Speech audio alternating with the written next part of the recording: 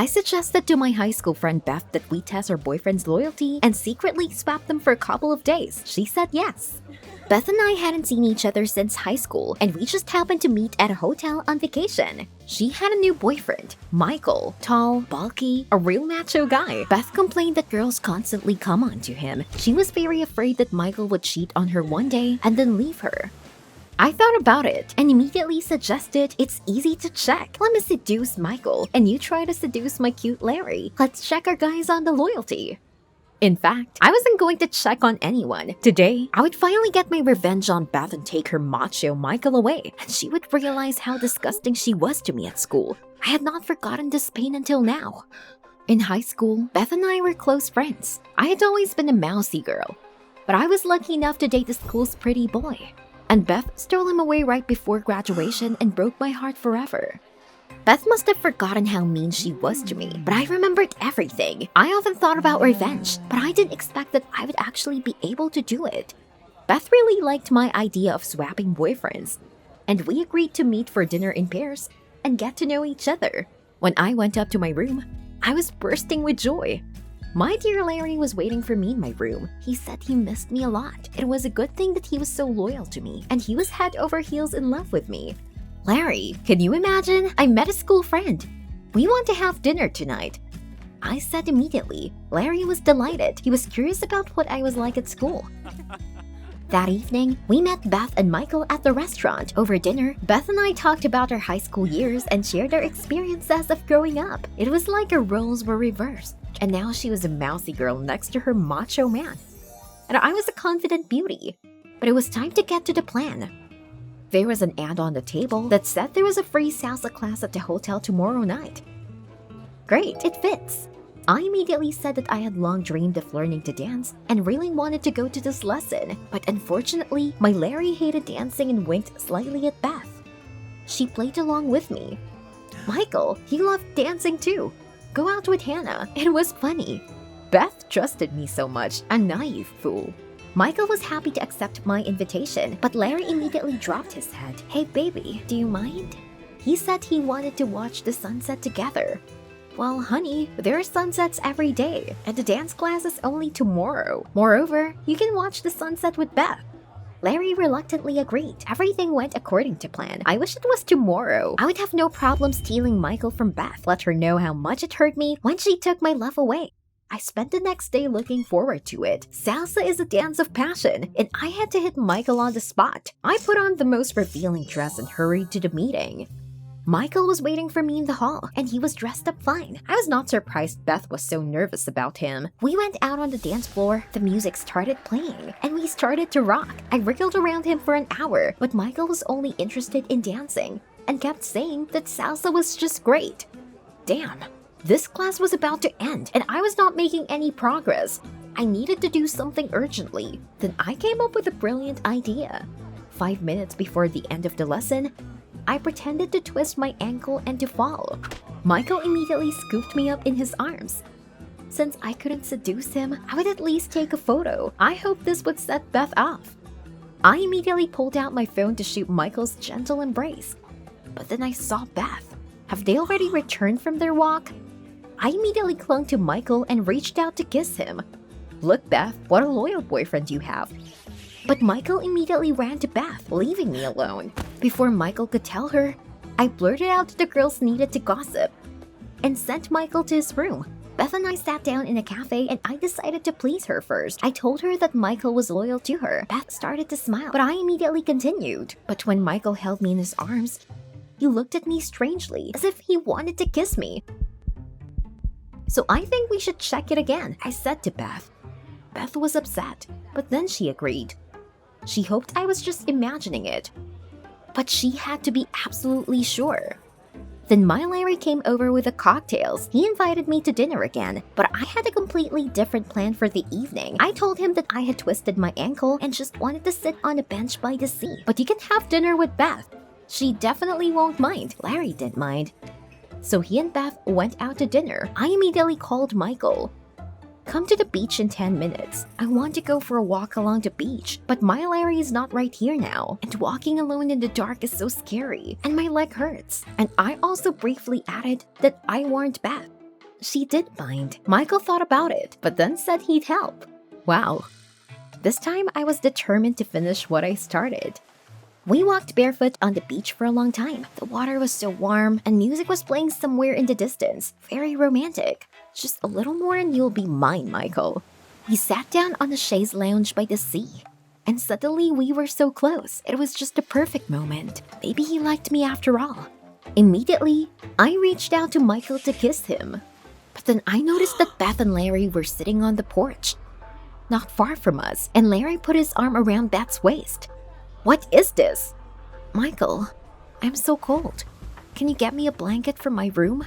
I've got a long way to go with a limp. As soon as Michael left, I rushed to the sweet couple. I was furious. Was Beth stealing my boyfriend again? Beth chirped that she was glad my leg was good, but I immediately attacked the stinker. What are you doing? Larry tried to calm me down, but I didn't listen to him. This manipulative girl made my sweet Larry hug her. It was all over again, just like at school. I couldn't stand it and ran away. Larry started after me, but I yelled at everyone to leave me alone. I wandered along the beach alone until midnight and calmed down a little. It was already cold, and I decided to go back to the room. Larry had to be worried about me. Then I saw him in the hallway. I started to call out to Larry, but he suddenly came up to Beth's room. What had he left there? Before he knocked, he glanced around furtively and almost saw me. Heck, I hid around the corner just in time. Beth opened the door and he immediately invited her to take a walk. What? Beth playfully reminded him that he actually had a girlfriend. But Larry suddenly kissed her. A lump rose in my throat, and he swore his love to me yesterday. All began to boil inside me. I ran to them and pushed Larry away. Beth made excuses that Larry hit on her, but that was a lie. She stole my boyfriend again. At that moment, Michael came into the room, and I kissed him without thinking, right in front of Beth and Larry. Here you go, my friend. Beth pushed me away and started yelling that I was so much better at school, and now I was a toxic stinker. But you haven't changed a bit. I blurted out, you stole my first love, and now you're doing the same thing. I got up and immediately went to the exit. Wiping away my tears, I ran into the room. I needed to pack my things right away. Larry followed me and tried to comfort me. Yes, he realized that he had fallen in love with Beth. So what? Heart wants what it wants. But I didn't want to hear anything. Larry, it's over between us. I quickly zipped up my suitcase and ran out of the room. At the reception, someone grabbed my arm. Larry, I've told you everything. Don't touch me. I turned around and saw Michael. I felt so bad for dragging him into this, and I was about to apologize. But then Michael interrupted me and said that he wanted to leave with me. He got tired of Beth being jealous and broke up with her. But I was very brave and he liked me at first sight. No, Michael, what are you talking about? I'm not going to date you, even though you're not a bad guy. Oddly enough, Michael took my words calmly. He was about to leave when he turned around and said I needed to know something. Beth didn't steal my boyfriend at school. It turned out that my high school boyfriend followed her around, and Beth didn't know how to blow him off. But why should I believe Michael's words? A man I had known for 2 days? Michael just smiled and said that all these years, Beth had been worried and thought that I had ruined our friendship, and was waiting for me to come back and apologize. With that, Michael left. I wondered if he was telling the truth. Maybe it really wasn't Beth's fault, and I'd been wrong all these years. Oh my god, while I was planning my revenge, she missed me. I needed to find Beth. I ran to her room, but it was empty. Damn it. I looked for her all over the hotel, but she was nowhere to be found. Where had she gone? And then I noticed her sitting alone in the bar. I ran to her. Beth, I'm sorry. I was such a fool. The pain and the idea of revenge were so deeply embedded in my heart that I completely lost my head. I didn't even think about the suffering I could cause by my actions. Beth was silent. I thought that she would never forgive me, but she suddenly said that she understood everything, and to be honest, she also missed me very much all these years. We sat in the bar until morning, talking and remembering the past. How stupid we were. Beth and I stayed at the hotel for a couple more weeks to cut fully loose, without all these guys, scandals, and intrigues. Soon, Larry flew home, and Michael did not long worry about the breakup with Beth and found a new girlfriend. We saw them at the bar a couple of times. But what did it matter now? All that mattered to us was that Beth and I were finally reconciled. How I missed her. Whatever cool boyfriends we have in the future, now we will never fight over them. Did you like the video? Subscribe and like it. Support the channel. Thank you. The whole flight I thought about the wedding. I was so looking forward to it. I was bringing an expensive dress home, and my fiancé was waiting for me at the airport. To think that I was going to be a wife soon, at this thought, I almost cried with happiness. I'm so sensitive. Suddenly, I was thrown up in my chair by a sharp push. What's going on? The plane leaned heavily down. Oh my god, are we falling? I woke up on an abandoned beach. In a panic, I quickly checked myself, but I didn't think I was hurt. I looked around. There were rocks with caves and wild jungle. I was scared. I was very afraid of wild animals, and there was no sign of the plane anywhere. But where was the wreckage? That was strange. I started looking for my phone in my pockets, but there was no phone, no wallet, nothing at all. How the hell was I supposed to get in touch with my fiancé? He asked me to always be in touch. He probably was behind himself. When Craig proposed to me, my parents were happy. The rich heiress finally found her prince. Craig reminded me every day that I should be grateful to him. He chose me out of 100 girls. I was very worried, afraid not to meet his expectations. And now, my wedding was only a week away, and I was stuck in the middle of nowhere, hoping to find someone. I wandered along the beach until I noticed a guy in the distance. Hey, I'm here! I ran to him as fast as I could and used my hand gestures to tell him about the crash. Maybe he knew how to get me home. The guy did not seem to understand me very much and only asked in broken English if such a beauty had a groom. Clearly, he was just trying to pick me up. Fortunately, a girl was passing by. She said a few choice words to him and he fell behind. And he's right, you're very beautiful, the girl suddenly said. Come on, I was not even wearing makeup. And Craig wouldn't let me leave the house without makeup. The girl replied that the local guys did not care. There were only 10 girls on the whole island. The others had long since left here. I asked the girl how I could get to civilization. She replied that there was no communication, no police, and only a boatman could take me to the mainland. I was already overjoyed, but then she added that it was worth a fortune. The boatman believes that anyone who wants to leave will find the money. Hell, I don't have a dime in my pocket. What should I do? I was used to living in prosperity and had never worked in my life, but it seemed that I had to do it in this backwater. A group of as many as 6 guys was walking towards us. One of them said something to us. What else did this one want? The girl chuckled, saying that they had a sore point here. The guy would have given anything to pick us up. Are you sure? We're in short supply here. Yeah, there were so few girls here that the guys had one thing on their mind. And then it hit me. What if I opened a course on seduction of women on the island? After all, Craig made me go to women's training. I remembered how they were arranged, and I would make them even cooler. And with the payment of these courses, I could quickly earn money and get out of here. But lecturing on the beach wasn't a big deal. What would the natives think of me? I looked around in confusion. All the bungalows were occupied, but then my eyes fell on the caves. That's right, I saw them on the beach. In one of them, I could conduct classes and at the same time, spend the night there. I needed advertising. I begged the locals for paint and paper, but they brought crushed berries and sheets of papyrus. I drew couples holding hands on them and pasted them all over the island. I hope that the locals will catch the essence and still come to my training. A few hours passed, and I got nervous. Really? No one would come? But then the guy came into the cave. He spoke surprisingly good English and said his name was Rich. He said that, like everyone else, he wanted to learn how to seduce girls and wanted a week of individual lessons. Cool, I could just save up for a boatman and leave. But then Rich added that he needed not just a course on seducing girls, but a course on seducing me. That's where I was really shocked. Whoa. Take it easy, man. I was about to slap him when I saw a bunch of guys heading for my cave. Yeah, my ad worked. I told Rich to get lost. I actually had a fiancé and we were getting married in a week. Rich threw up his hands and left, saying that if I changed my mind, I could find him at the local market. He sold boards for surfing there.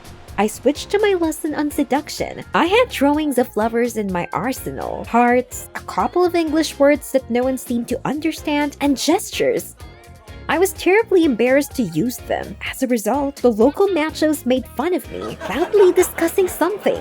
The guys left, leaving me with nothing. Well, let them go. Suddenly my stomach rumbled. God, I hadn't eaten in 24 hours. I went back to the bungalow and begged for food from the locals, but everyone refused me. Heck. I saw a couple of stalls nearby. Rich was standing behind one of them, grinning at me. You got it. Trying to maintain my pride, I approached Rich and told him I was ready to start training right now. The first task was to feed me a delicious dinner. Rich said he'd surprise me no problem, but I'd have to blindfold me. Well, I was intrigued. Do it quickly. A few minutes later, I heard the sound of waves and felt the water under my feet. What was happening? Then Rich pulled off my blindfold and I saw that we were on board in the open ocean. To hell the dinner! I was going to drown here, but Rich supported me and gradually, I liked to balance on the waves. Then I remembered my fiancé. Craig considered any extreme a childish nonsense.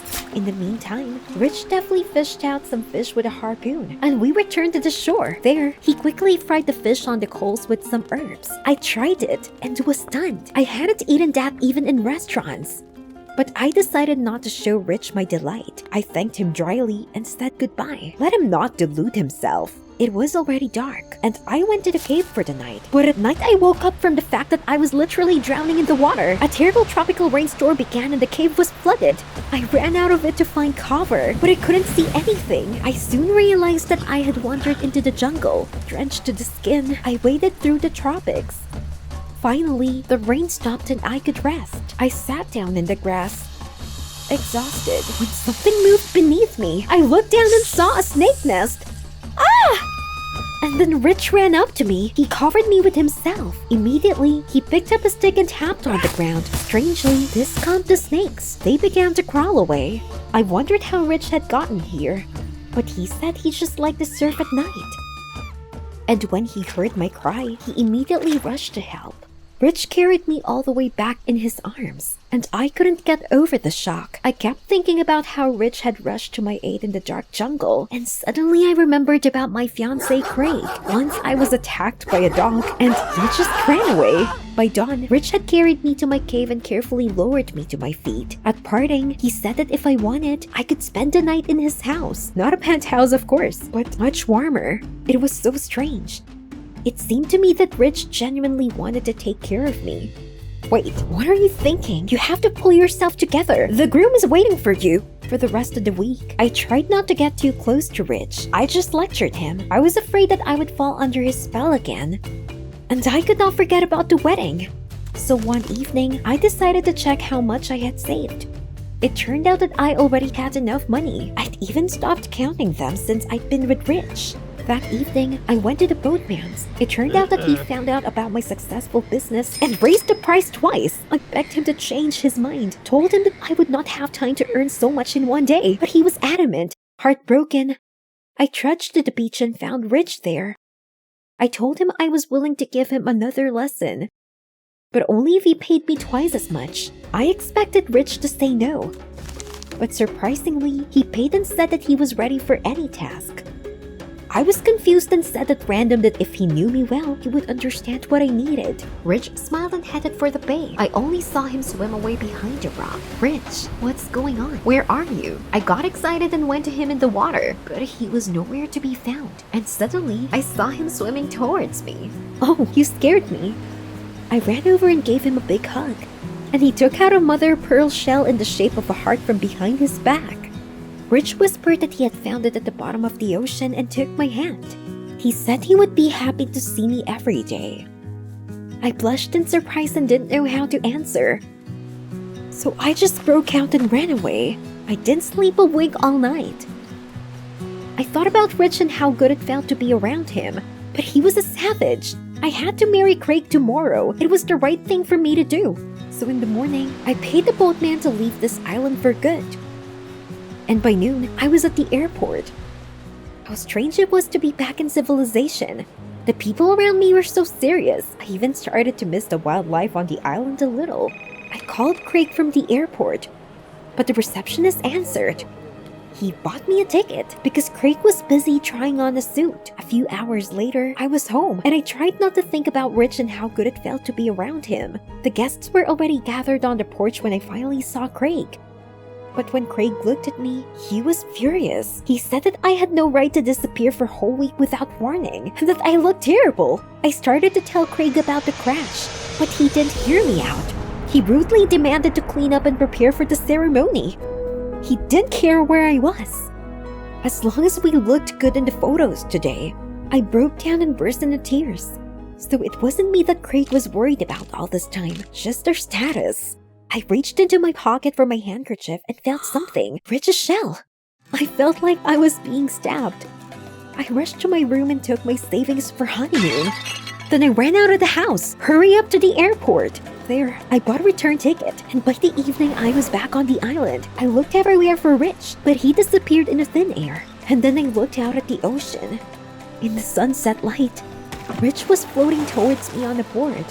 I ran to meet him and we hugged in the water. Then I realized that Rich had finally achieved his goal. I really fell in love. My friend Nancy gave me a big hug for good luck. As soon as she came out of the locker room, one of the dancers told me to be careful with Nancy because she liked girls. What did she mean by that? She was seen with a brunette over the weekend. They were hugging, she added pointedly.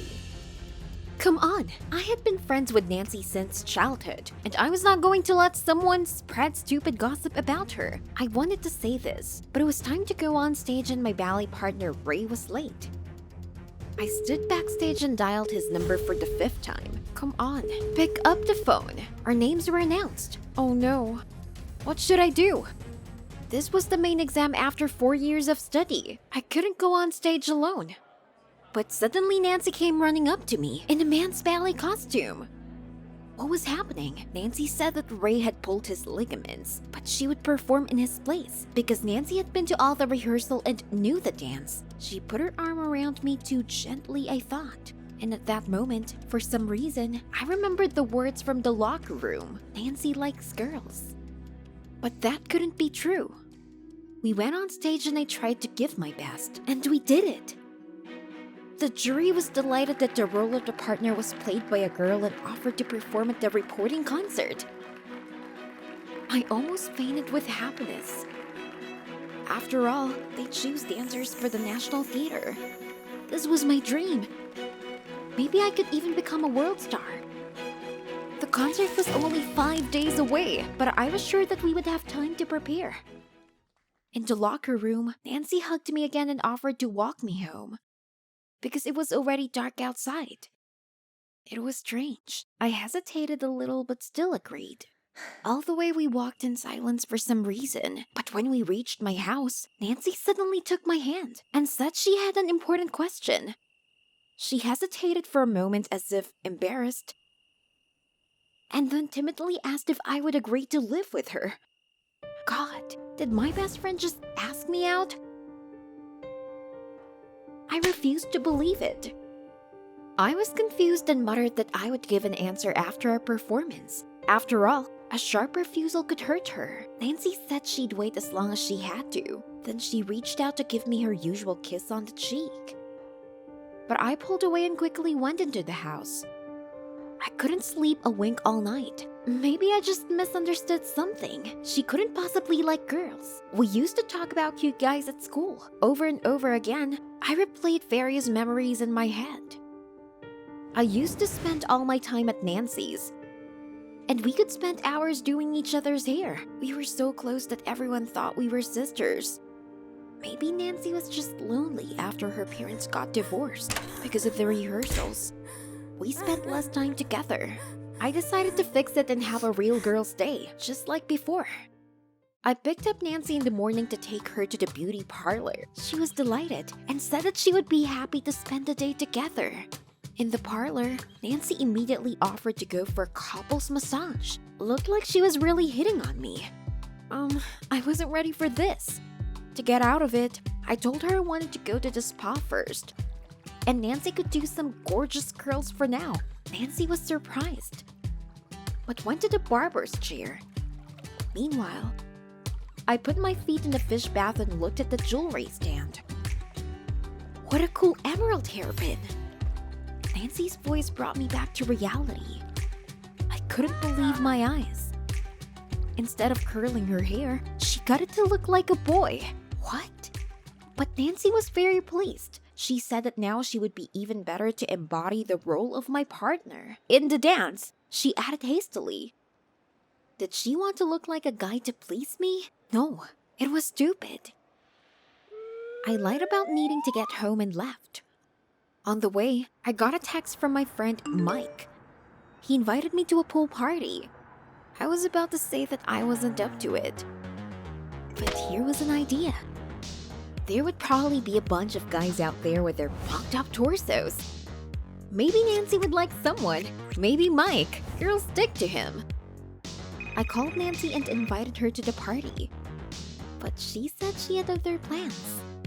I blurted out that everyone would be wearing swimsuits. Even you? She asked suddenly. Yeah. Nancy immediately agreed. Did she want to see me in a bikini? But she had seen me on the beach 100 times. What if her infatuation with girls started recently? Then it could still be fixed. As soon as we arrived, I introduced Nancy to Mike. I told her what a great guy he was and that he once protected me from some assholes who wanted to take my phone. But today, the conversation with Mike didn't go well. For some reason, he was embarrassed and didn't pay any attention to Nancy. But then I noticed that Mike was standing on the edge of the pool, and I thought of something. Now you will have to communicate. I sort of accidentally bumped Nancy, and she and Mike went flying into the water. The guests screamed, and for some reason, Nancy pretended to be drowning. It was so ridiculous. And while Mike was splashing awkwardly, a girl by the pool helped Nancy out. Soon they were chatting pleasantly on the deck chairs. Nancy even hugged her new friend. I couldn't believe my eyes. Apparently, Nancy really liked girls. And this was serious.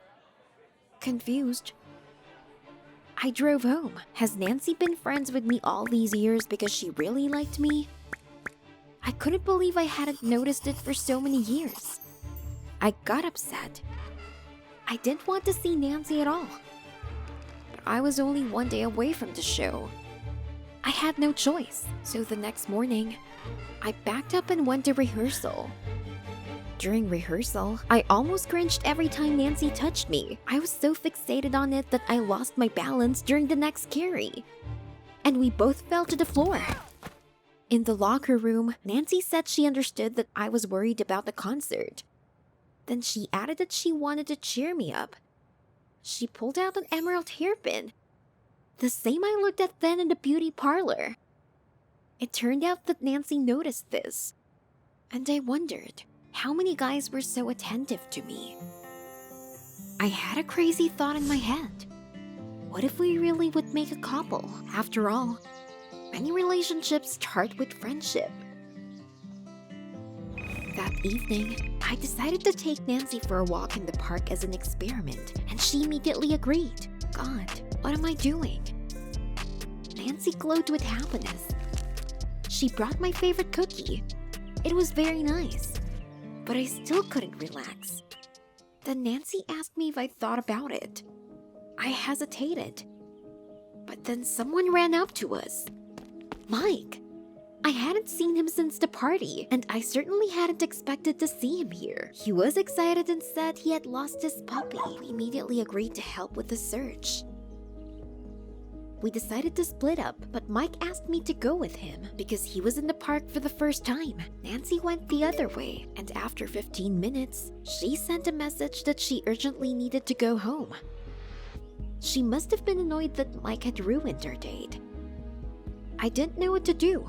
Mike noticed this and tried to cheer me up in every possible way, asking me a lot about ballet. He said that he had been to my performance once and he liked it very much. And then he added that he understood how exhausting rehearsals could be, because he himself was engaged in swimming. I didn't think he understood me so well. We went all over the park, but the puppy was nowhere to be found. It was just an excuse to be alone with me. Because before that, we only saw each other at parties. But after that meeting at the pool, He realized that he wanted to communicate with me more closely. What the hell? But I liked Mike's attention. Embarrassed, Mike asked me on a date tomorrow. After the concert. I was confused and blurted out that we should talk after the performance. But God, that's when I had to give Nancy an answer. I just didn't know what to do, as if I was caught in the middle. Nancy was always easy for me, but Mike was so confident and determined. I was totally confused. I lied to Mike that I'd remembered something important and rushed home. I couldn't sleep all night. Did I have to choose between Nancy and Mike? Because of these thoughts, even the performance took back seat. But when I went to the locker room in the morning, Nancy wasn't there. Looked like she was really offended. She did answer the phone. Did I have a partner again? Our names were announced. It was definitely a failure. Suddenly Nancy came running up to me, out of breath. She apologized for being late and we rushed to the stage. Despite the fact that I was preparing for the worst, on stage, we were like one. I couldn't believe until the last moment we had succeeded. We were already bowing when suddenly the jury offered me a role in the production. I'd been dreaming about this for years, but now I didn't feel happy. As soon as we went backstage, Nancy congratulated me on the role and then asked if I had thought about her offer. I thought, Nancy, I want to say that I didn't have time to finish. Someone called me. It was Mike with a bunch of flowers, and he was coming here. It was time to decide. To be honest, after yesterday's walk, I realized that I really liked Mike. I'd like to date him a lot more than Nancy. In tears, I told her we couldn't be a couple. Nancy wondered what I was talking about, that you're in love with me, and I can't reciprocate. But Nancy suddenly laughed. Through her laughter, she said that I had misunderstood something. What about a short haircut? And the girl by the pool? Nancy explained that she had always wondered if a short haircut would suit her. And that girl helped her out of the pool, and that she was actually drowning. And it was strange that I didn't notice it. So Nancy wasn't faking it then? Wait, why did we have to live together? And who was the brunette you were hugging? Nancy couldn't stop laughing. She looked out the door and called out to someone. A guy with long dark hair came up to us. That's my brunette, Nancy said, and added that he was often mistaken for a girl. Then Nancy explained everything. She and her boyfriend recently started dating and even rented an apartment, but they urgently needed to find a neighbor in the second room, so she thought I might move in with them. I wanted to sink into the ground with shame. How could have I imagined such a thing? Mike decided to change the subject and said that he also wanted me to meet someone. He bought a puppy yesterday, and now we could walk in the park every day. I agree, but only if we walk in pairs. I stopped by my house, but there was no one there. That's strange. Where is everyone? It's my birthday. I didn't recognize anything around me. The furniture was covered with white sheets, and the only sound was the ominous ticking of the clock. As if no one had lived here for a long time. Where did everyone disappear to? I went through all the rooms on the first floor, but my parents were nowhere to be found. I called them non-stop, but I heard over and over again, the number isn't available. Mom, Dad, where are you? Trying not to shiver, I climbed the stairs to my room, but when I went in, I just didn't recognize it. Where are my things? There was a strange backpack against the wall, and unfamiliar posters hung on the walls. Then I noticed our family photo on the nightstand, but when I got closer, I was horrified. There was a completely different girl next to my parents and sister. Where am I? Tears welled up in my eyes. It's like I was wiped out of their life, and this was on my birthday. The day before, I invited my boyfriend Yu on a quest. I just adored them. I was constantly looking for thrills. Once I even jumped into a pit with snakes. That was a drive! But I had already been to all the quests in the city, and this time, I didn't expect anything special. But this was a chance to mend fences with you. We became very distant lately. We even talked less. Sometimes I thought he was going to dump me, but this evening was supposed to remind us how good and fun we could be together. The quest took place in some basement, and we went there. The management wished us a hell of an adventure, and we went down the stairs. I was hoping it would be a little scary, but it was a complete failure. The props were pathetic. Some sausage guts, plastic knives covered in paint. And on the way out, they hung an inflatable ghost. Are you serious? Just like a kid's matinee. I laughed and turned to you, but he wasn't there. Are you kidding? He was standing here a minute ago. Suddenly, I noticed a torn bracelet on the floor. I gave it to you for our anniversary. It seemed that our relationship was completely destroyed. You just ran away from me. I was very hurt because I loved you. Why did he do that? Completely heartbroken, I went outside and trudged home. While I was on the quest, my parents were busy preparing for the holiday. I was expecting balloons and gifts, but it was very quiet inside the house, except for the lonely ticking of the clock. Maybe it was a surprise, but I went all over the house and found no one. Not my father, not my mother, not my oldest sister, Joanna. Where could they have gone? I tried to call them, but every time I heard, the number is unavailable. The house itself looked eerie. The furniture was covered with white sheets, as if no one had lived there for a long time. I went up the stairs to my room, but stopped dead in my tracks. Everything here was different. There were some strange things. A backpack, posters. Whose were they? I tossed around the room completely at a loss, and then I noticed a photo. My whole family was hugging some girl. But that's impossible. It should be me. Horrified, I staggered back and dropped the photo to the floor. The glass shattered with a crash. It was like a terrible nightmare. There was no sign that I had ever lived here in the house. Instead of my favorite chair, books, awards, I found pictures of that girl and unfamiliar things everywhere. Had I lost my mind? My family still did not return calls. Gosh, what if something had happened to them?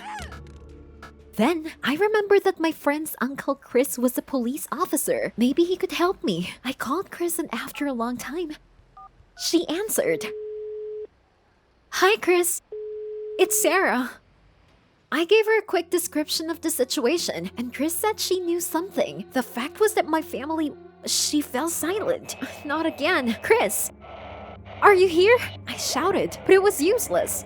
The signal went dead. My breath caught in my throat. So Chris knew where everyone had gone. I immediately rushed to her house. I pounded on the door with my fists long and hard. No one answered me. As a result, a neighbor came out of the house opposite. You shouldn't be knocking. There's been no one here for a year.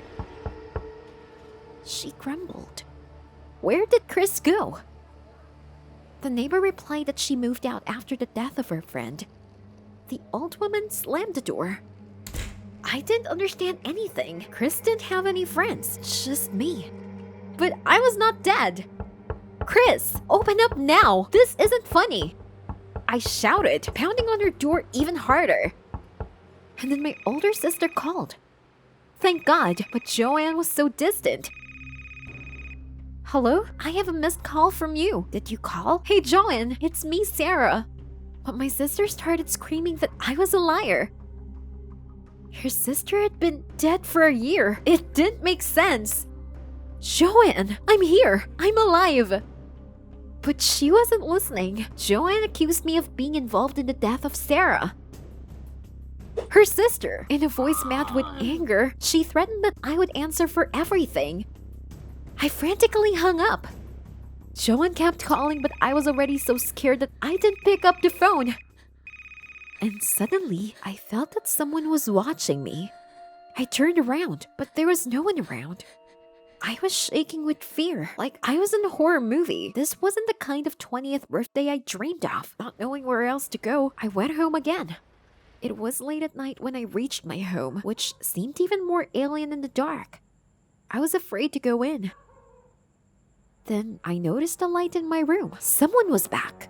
Delighted, I was already running into the porch when the door creaked open. It was Joanne. She grinned maliciously, saying that it was good that I came to her myself.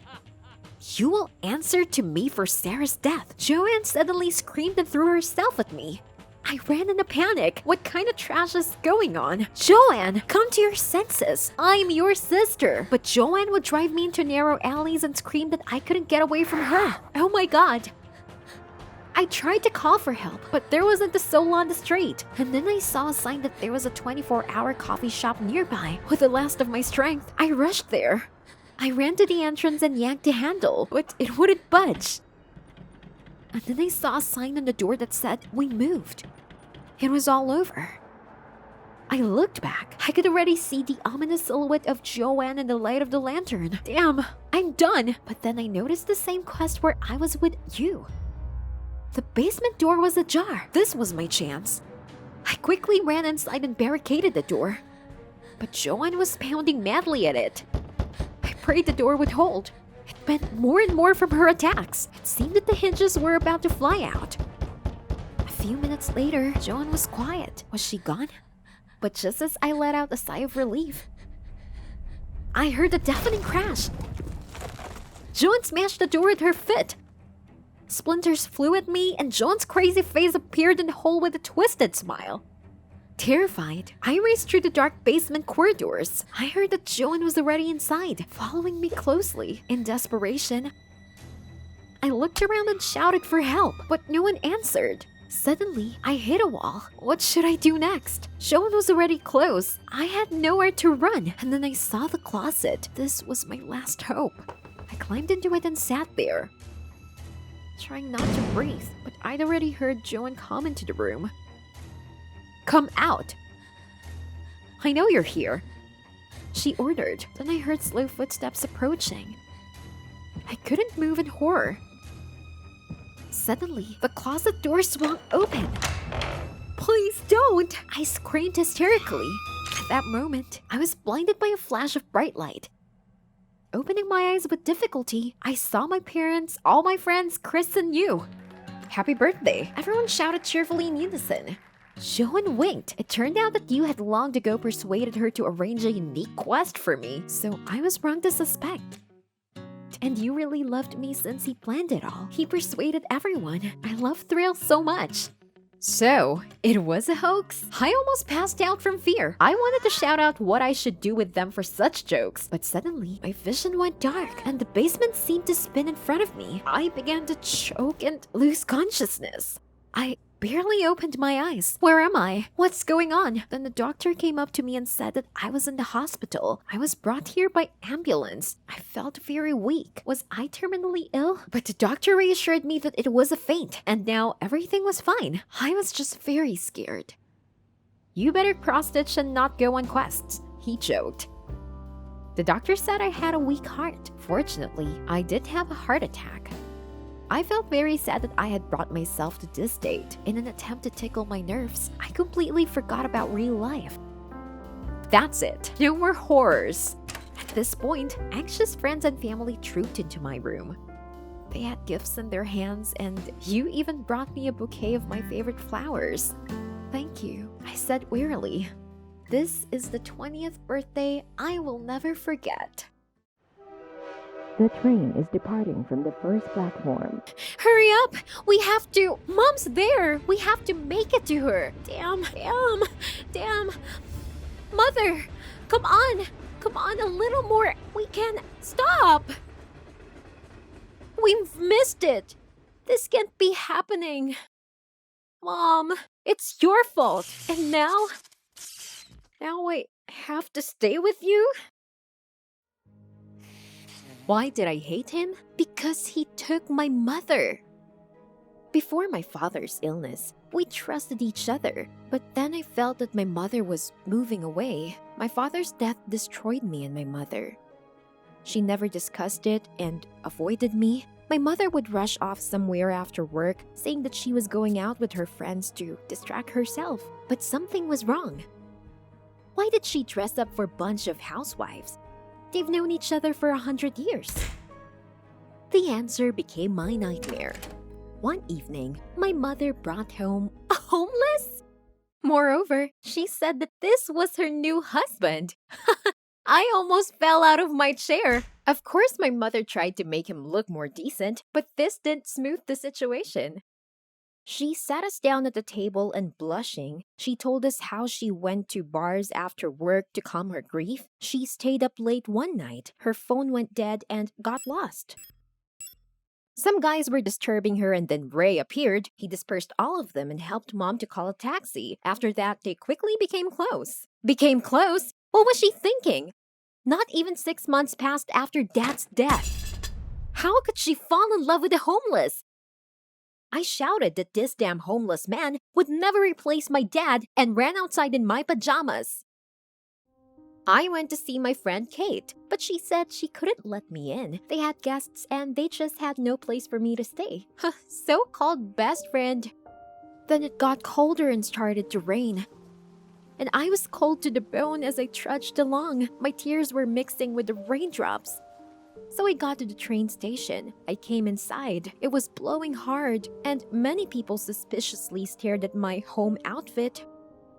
By midnight, I was feeling very uncomfortable, and the thought of hot cocoa was driving me crazy. I came back home, but assured them both that it would not be for long. My mother pretended that nothing had happened, and the homeless, I won't ever call him Ray, was annoying me with his fawning. He made a lousy breakfast the next morning and tried to talk about school with me, and then he gave me a disgusting bag, saying it's a fashionable dress.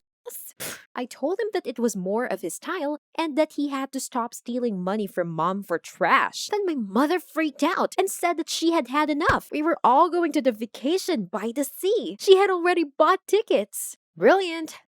That's the only thing we needed. I thought about running away again, but I was worried about my mother. I didn't want to hurt her. She didn't look very well. We still went on a vacation and I decided to ignore the homeless so as not to lead to a scandal. Then my mother started talking about all wonderful events that we can visit there. I immediately replied that I wasn't interested in all that. I was going to read on the beach. The homeless man intervened and suggested that I could go with them to please my mother. Why on earth would he point me out? In the end, we started bickering. Mom jumped up to separate us when suddenly she collapsed on the floor. She was holding her heart and looking deathly pale. No! The train stopped and the homeless man rushed to find a pharmacy. But my mother came to her senses, although she was weak. She told me that the homeless had forgotten the money, so I put bills on my hand and ran to him. We bought some medicine, but the train, well, you already know. All our belongings left with my sick mother, even my phone. This jerk, not surprisingly, did have one. It was all because of him again. Couldn't he take the wallet right away? What would happen to Mom then? The station master said that it was closing and we had to leave, adding, "Ask all of your questions tomorrow." I couldn't even make a phone call, so I had to find a phone on the highway. There wasn't a soul on the road. We tried to stop a car for hours, but no one would stop. Sure, I wouldn't trust such a suspicious character either. The homeless man blamed it on the fact that it was late and the station was remote. Well, yeah, of course. But we still were lucky enough to find a phone booth. My stepfather scraped the last change out of his pockets and called my mother. She wasn't available. That only increased my panic. It turned out that we couldn't decide anything until morning, and we had to look for a night's lodging. Drenched to the skin, I dreamed of any shabby eatery. Finally! We saw a lonely motel. Hallelujah! The stepfather asked the attendant something to eat and spend the night for some work, but he refused, saying that the owner strictly monitors the guests. Damn diplomat! He told me to wait inside, and then he went to the beggar at the entrance to find out about housing. God, I wanted to know something about my mother. What if she was lying there in the compartment, unconscious? The admin behaved more kindly with me. His refusal was clearly associated with dislike for the homeless. We agreed on this, and I even replied to his questions that he was just a random traveling companion. Then the attendant hinted that I could personally arrange a night's lodging if I act nice with him. Well, someone clearly overestimated his attractiveness. I was trying to figure out how to trick him, but my stepfather stormed into the motel, furious. The admin got hit in the face and we left, with no food, no shelter. Well, thank you so much. The homeless man said that we can spend the night at the abandoned post office. It was clear that the beggar he met used to hang out there. Real ruins with rotted roof. There wasn't much room to sleep. But I wouldn't have slept a wink anyway. Thinking about my sick mother made me feel feverish. Instead of a normal dinner, he offered me expired garbage from the motel dump. It looked edible, but this loser couldn't even build a fire to cook it. I was very angry. If he hadn't intervened in the conversation, I probably would have been able to sort everything out with the admin. All of a sudden, a few high-strung guys came to our wigwam, and they obviously didn't come to save us. It turned out that we were ratted out by a beggar who worked for the motel's owner. It smelled like a postal massacre. But my stepfather managed to dump the boxes on the gang at the last moment, and we scurried back to the road. By dawn, we were back at the station. What else could we do? My stepfather told me that we were behind the train. Without documents, nobody could help us with tickets. But they let us call. With shaking hands, I dialed my mother's number again, and I was answered. An unfamiliar voice said that my mother was in the hospital 100 miles away. After that, the connection was interrupted. Apparently, her phone was dead.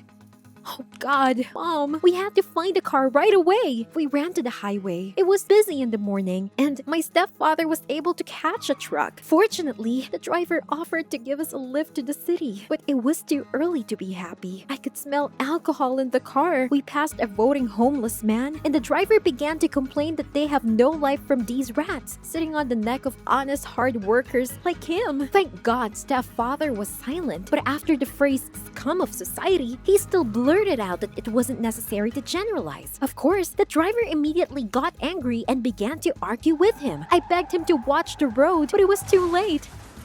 We got off with a couple of bruises and abrasions. The driver broke his head and lay unconscious. How do we get to Mom then? I got hysterical. I shouted at the homeless man that he always spoils everything. Now we could be connected with the crash. I tried to open the door to leave, but this idiot wouldn't let me in, saying that he was responsible to my mother for me. Who even was he? He was the one who could make my mother die. I would never have gotten into this with my father, who was kind and sensitive, and the homeless man was just a pathetic parody of him. There was a ringing silence, and then I realized I'd gone too far. Ray called the emergency services and cops on the driver's phone and then gave him first aid. All that happened in a few minutes. I was shocked. Where did he learn this? Stepfather grudgingly replied that he was a cop a year ago and he had to help his friends sometimes. Wow. We got out of the car and waited for the rescuers. Ray built us a fire and tried to call my mother again. To no avail. When we warmed up, he suddenly told us that he was fired for abuse of authority. He severely beat a guy who bullied a little girl, and after that, he couldn't get a job anywhere. I felt ashamed that I had judged him so superficially. Ray had been protecting me all the time, and now he was helping a man he had a right to hate. It turned out that my mother chose him for a reason. Rescuers took the driver to the hospital, and we were put in a police car. I was worried about Ray getting in trouble, but policemen just took the statements from us. The officer turned out to be a nice person, and Ray, as an ex-cop, asked him to drop us off at the clinic. Without feeling our legs, we ran to the duty station. We were told that my mother wasn't there. But how? A nurse was running past. She heard our conversation, gave us my mother's bracelet, and rushed on to the surgery. It means my mother died. I couldn't breathe. The hall swam before my eyes, and I kept clutching her bracelet as a support. Ray stood aside, not daring to touch me, but then he couldn't stand it. He started hugging me, saying that no matter what, he would take care of me. But now I was like a daughter to him. And then my mother came into the hall. I was stunned for a second, and then I threw my arms around her. Ray hugged us both, and my mother told us that she just checked out and come back to pick up a forgotten bracelet. She felt great. Her heart was fine. It was just about nerves and overwork. I was happy to see her healthy, and for the first time, I noticed how much Ray loved her. My mother was amazed at how we had become friends during our adventure. I didn't even notice that I started calling Ray by his first name. My mother said that we still should go on vacation together, but then Ray surprised everyone. He said that he was offered a vacancy in the police department. The officer said that they just don't have enough guys like him. Well, it turned out even better. We could rest without him. We agreed to meet when we got back, when he would be transferred to the district police station. I was a little sad, but I was glad Ray had found his place again. After all, life is just one big journey. That day, my friend Oliver dragged me to a restaurant to meet a rich businessman who had money to invest in our startup. The businessman agreed to give us 5 minutes of his time. We looked like rich people. Chic suits, high status watches. We ordered the most expensive dishes on the menu. But it was all fake. The watches were replicas and the suits were for rent. Oliver pawned his grandmother's ring so that we could have dinner here. They'll find us out for sure. The businessman still didn't show up, and I was about to leave, when a girl came up to our table. How pretty she was. It turned out that we had been booked at the same table by mistake. Oliver immediately invited the girl to join us. She said yes. I haven't had a nice relationship with a girl in a long time, therefore, what if this was my chance? Her name was Harriet. She was supposed to have dinner with a friend, but she just canceled their meeting. We got talking, and in order to not lose my face, I said that I come to this restaurant, constantly. Like I went to a good college and that we have our own business, which brings in a lot of money. You should have seen Oliver's face. I was so used to playing a rich guy that I didn't recognize myself. By the end of the evening, I was so emboldened that I asked Harriet to meet again, and she agreed. And the rich guy didn't show up for the meeting, so it seemed like he wasn't gonna waste his time on us at all. On the way home, Oliver kept talking about the business, and that we could do it without being rich. Our project would start making money soon, but, of course, I didn't listen to him.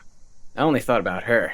Oliver understood everything from my stupid smile, and he immediately decided to break off my whole buzz. A gorgeous girl has gorgeous requests, he confidently stated, and unfortunately, he was right, because I lied to her about everything. I have no bank account, no education, and the only thing I have is our startup. The date was set for the next day, but I wasn't gonna back it up no matter what. When I got home, my mother was already asleep. I moved in with her when her health got worse. The doctors said that they needed a kidney transplant. After my dad died, I had to take care of my mother, and I wanted to make her happy. We sold almost everything, but in the end, we collected the necessary amount, and now all that was left was to wait in line for the surgery. Soon, Harriet texted me. She thanked me for dinner and said that she loved the lobsters. Man, I set the bar too high. I started searching through the cabinets for anything else that could be quickly sold to raise at least some money, and I came across a box with my mother's stash for surgery. No, stop. The idea of taking money from there was very bad. And I hope Harriet doesn't just like me because I'm allegedly a rich dude. The next day, I took Harriet to the park and gave her a bunch of daisies. She asked, "Is this a joke?" Harriet was ready to leave, and I was scared. I lied that this was a hoax, and the real date would be at my favorite restaurant. We took a taxi, and I made up an excuse to stop near my house. I said I was helping the poor, and I needed to check on one of them. Harriet said it was very nice, but she'd rather wait in the car. Phew, close call. I flew into the apartment and reached into the closet for the stash. "I'll pay you back. Honestly, I hope Mom doesn't notice anything." At the restaurant, Harriet cheered up, and I was very happy about it. And days went by, and Harriet was really happy, because I always gave her expensive gifts. A week later, she started inviting me to hang out with her richy friends. The rich world just blinded me.